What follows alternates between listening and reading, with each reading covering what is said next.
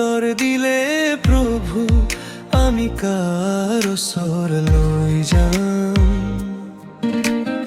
অনন্ত জীৱনৰ কথা আপোনাৰ ওচৰতহে আছে চিন্তাম।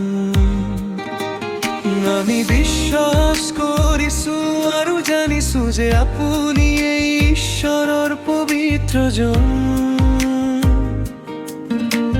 যিশুৱে তেওঁলোকক ক'লে মই তোমালোক বাৰজনক মনোনীত কৰা নাইনে, কিন্তু তোমালোকৰ মাজতো এজন দিয়াবল গেছে।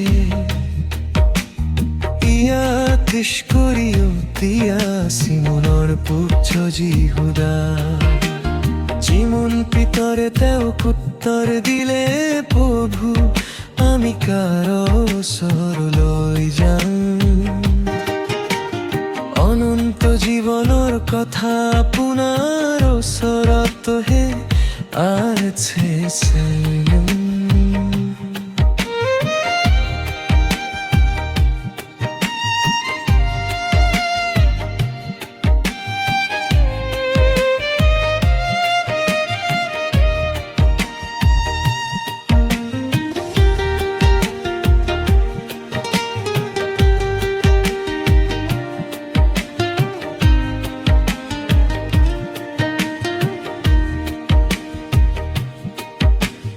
কিয়নো যদিও তেওঁ বাৰজনৰ মাজৰ এজন আছিল, তথাপি তেৱে পাছত যীচুক শত্ৰুৰ হাতত ফুধাই দিছিল।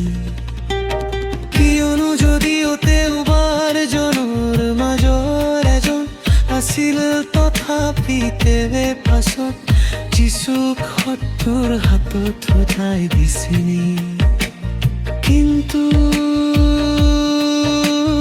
তোমালোকৰ মাজতো এজন দিয়াবল গেছে।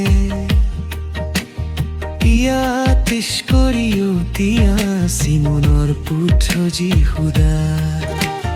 যিমন পিতৰে তেওঁক উত্তৰ দিলে প্ৰভু আমি কাৰ ওচৰলৈ যাম।